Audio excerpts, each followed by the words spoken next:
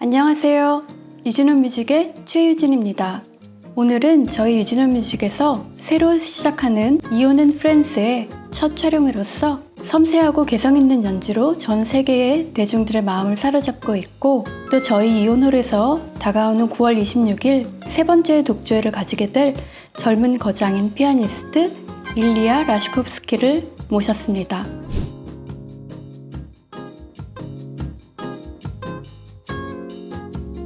Hi Ilya. Hello. Thank you so much for joining us today. Although your name doesn't require any further description, would you like to introduce yourself a little more formally? With pleasure. So, my name is Ilya Rashkovsky. I was born in Irkutsk in Siberia, in Russia. Now I'm 40 years old. And I've been living in different countries. I studied in Germany, I studied in Paris, and I end up in Seoul. From 2017, I'm teaching at Songshin Women's University. Thank you for inviting me, and I enjoy my life very much in Korea. It's great to hear that you enjoy your life in Korea. Thank you. Well, I'm sure you had an incredibly busy summer. And what have you been playing these days, your repertoire this summer? Actually, this summer I was very lucky to also not only play concerts but also have some break. I think I had the most days without piano ever in my life this summer. Wow! And how many days were that? Maybe 10, Only 10 days without piano? but not touching. Not touching. Because I did some trip in Europe, in France, Spain and Italy, and then I went to some masterclass in Germany, and then already started playing, but it was nice to have a break as well. Yes, of course. I mean, as a human being, we should be sometimes without piano. Yes, because even the moment when I don't play piano, I still hear the music often in my head, so there is no lack of music, I think, even when I don't practice. Yes, true. And I heard from many years ago that actually the origin, the summer festival, is that for musicians to have a vacation and to be able to practice too at the same time, because there's a saying that, well, when musicians don't practice for one day, then they themselves know, and then for 3 days, then Yes. yeah, the public knows. Yes, so after I didn't touch piano for a long time, the moment I tried to play something, I was shocked. My fingers don't move. But they came back Yes. quite quickly. Yeah, it's great that you had 10 days vacation at least, because during the year I know that you had such a busy schedule. You have so many different programs and repertoire. And I was wondering, are there certain pieces that you feel especially connected to? Yeah, there are many pieces that I feel connected to. For me, it depends on composer. Some composers, some pieces I can continuously repeat every day and several times and don't get tired. But some other composers, it's much more difficult. Even though I admire and love them, it's much more difficult to keep repeating the same passage, the same piece. For example, composer that I don't get tired is definitely Chopin and also Rachmaninoff, maybe Tchaikovsky. Yeah, many composers are like that. But for example, when I practice Beethoven, it's much more hard for me to keep playing the same piece over and over and polish it. Yeah, I see. With Chopin, I can play 10 times and don't get tired. The same piece. Aha, that is probably why you chose the program for the upcoming September. Yes. When you play here at the Eon Hall. On the 26th of September, you chose all Chopin program, which is Chopin Scherzo number 4 and Chopin Sonata number 2 and number 3. So how did you come up with such a brilliant idea? Even though Chopin is, everybody knows they have high standards and high expectations because so many millions of recordings exist and we know all the best interpretations. But I think with Chopin there are so many possibilities and each time it sounds different. Even when I was younger, I participated in Chopin competition and I listened some of pianists there live, and it's always pleasure. Never, I don't get so tired. Yeah. And also I was thinking this month is quite heavy schedule for me. So I need to choose something I know quite well. Already. Yes. I know the feeling exactly. Yeah. So this month I counted. I don't always count, but this time I counted. I have 9 concerts. This recital has been last concert of the month. Wow. So I have 8 concerts to go before. And mostly it's concerto. But there are also 3 chamber music and all different. Wow. So that's why I really needed to prepare something I have played for many years. I understand experience. the logic. Yes. It's very reasonable. Are there any principles or do you follow any particular theme when you have a freedom to design your own program, like your solo program, for example? It's kind of constructs from little idea and then it's growing step by step. I mean, I choose one piece and then another piece adds to it. Also, it depends. I like monocomposer. Yeah. Sometimes I do 2 composers, but also it's not impossible for me to imagine a concert with many different composers. So I try to do all kind of themes. Yes. I see. Sometimes I was thinking about some program that include only one piece by each composer. I mean, maybe 6 or 7 composers. I can still imagine that, but in one concert. With certain common element? Sometimes I think about tonality of the piece, or how from one piece to the next one, if it's a good bridge. I see. Something like that. Wow, that takes some fantasy and some imagination. But at the same time, sometimes I just go by intuition, and of course, I know the audience want to enjoy, and often I'm asked, please play popular pieces. Yeah. But this is also fine. And depends on the hall or the size of the hall. I'm thinking about these kind of things too. Well, I know that you've won Hamamatsu, the first prize, the second prize in Long Thibault, Yes. and third prize in Rubinstein, and the fourth prize in Queen Elizabeth, and I'm sure many more, which I don't have to mention. And you know, these days there are so many little young Korean pianists, aspiring pianists, and they're pursuing their same path.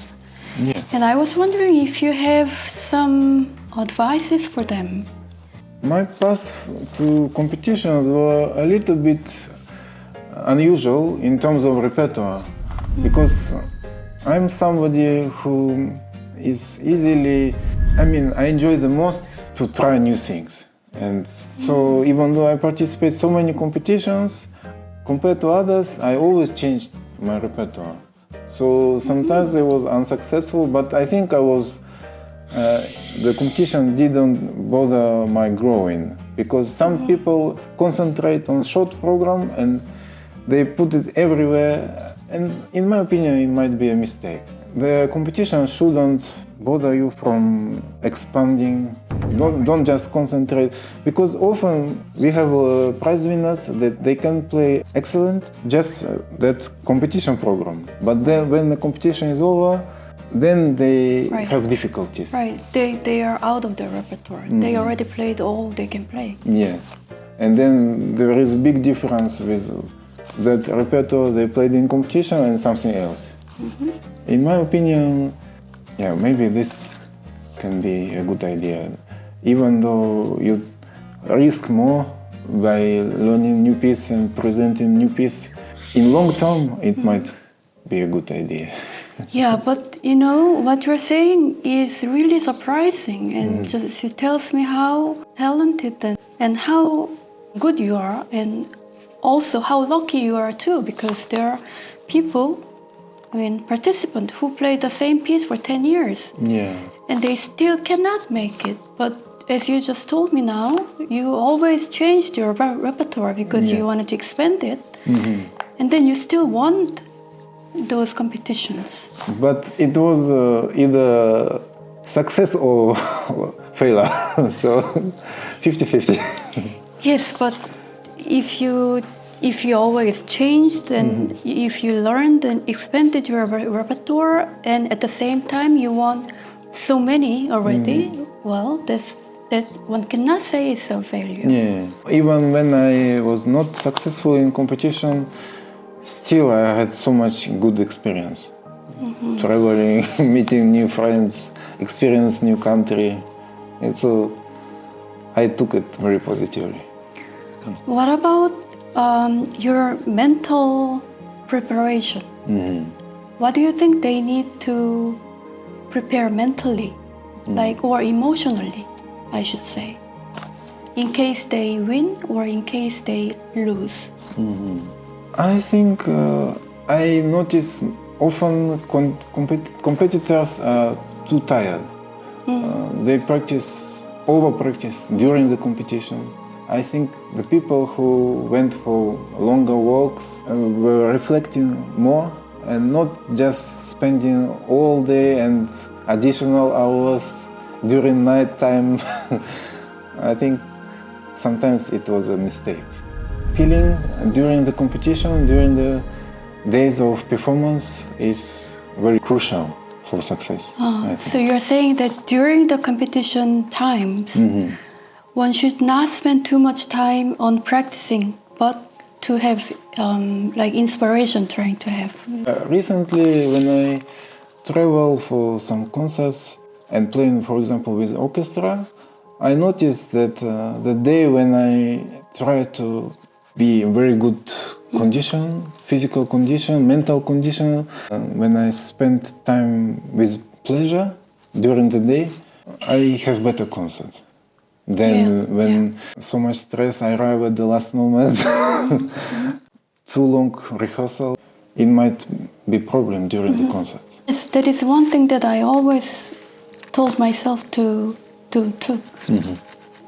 keep oneself fresh on the day of the concert. Yes. So that's one thing that everybody should keep in mind. To be fresh and to be ready, I mean, mentally and physically. Yes. But of course, I was lucky that I started performing from very early age. How early was that? I think from age of 13 I started to play every month some appearances, and that's why I could also have less stress during competitions, because already stage was my friend almost. And that's why the young people who participate in competitions, they should have a lot of opportunities, even in a small space, to invite friends, families, and have many opportunities to play for a small circle of people. Right. Yeah. So obviously playing for people, and even if the stage is small, always having us opportunity for stage performance is the key. So, just out of curiosity, are you ever nervous? Yes, sometimes I'm trying to control it better with age. But I remember even when I played Rachmaninoff Concerto No. 2 for the first time in Korea, which was, I think, 2018, maybe, so 7 years ago. I felt terribly nervous. I was saying to myself before going on stage, I want to die. I want to kill myself.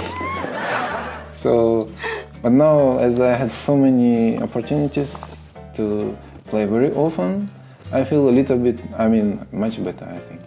But I know that you played Rachmaninoff's second Yes. concerto so many times in your life. Yes. Before you even played in Seoul. Yes. Was it because in Seoul that was your first performance?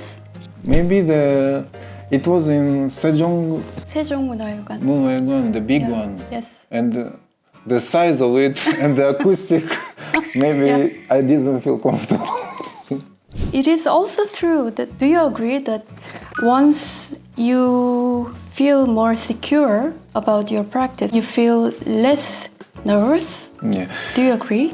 Yes, for me it's the experience of having played that piece several times on stage. On stage. For example, this month I'm playing, as usual, Rachmaninoff concertos. I don't feel stressed. Right now I don't feel any stress. But I'm also playing Brahms Concert No. 2. And that piece I've played on stage until now twice in my life. So it's a completely different thing. So these days I'm trying to practice Brahms concerto every day. Not long, 1 hour. I just play Yes. through a little bit under tempo, with score or without score, usually with score. But I'm spending about 0 time for Rachmaninoff concerto right now because I have so much experience. Okay, so next question is actually about your teaching experience as a teacher or as a student. So my question was this. So you've experienced at least 3 different approaches to music education in your life because you were born in Irkutsk. Yes. And then you studied with Professor Krainev Yes. in Hanover. Yes. And then you are teaching university level students in Korea. So it would be very interesting if you could somehow point differences or some similarities as a foreigner's view. When I lived in Russia, I had a wonderful teacher who took so much time. So my lessons were very long, sometimes 3 hours in a row. I cannot imagine something like that anymore, but for child it was probably great. It was great. Even I often came to her home and we walked with her to the conservatory, the music school, where we were having lesson. And during the walk, which is quite long, 20 minutes, she told me, and now let's sing together that piece that you're gonna play in your head. And after 5 minutes she asked, so where are you now? Oh my gosh. Yeah, So it she was very checking intense. the rhythm. Very intense lesson. So is that type of approach the typical Russian education? So so-called intensive Russian style? Could be. That was in Novosibirsk, and that was the best professor, my piano teacher. So it was very special. But when I moved to Germany to study with Vladimir Krainev, it was a different style. He would never spend 3 hours like that. He valued time and efficiency very much. So from him I learned, okay, you have to teach only 1 hour. So you have to make it very intensive. Because we are not children anymore. Right, that's true. I think it's not a bad idea either to try to make it in 1 hour, give a lot of quick information. Yes, efficiency. Yeah. For children, long lessons.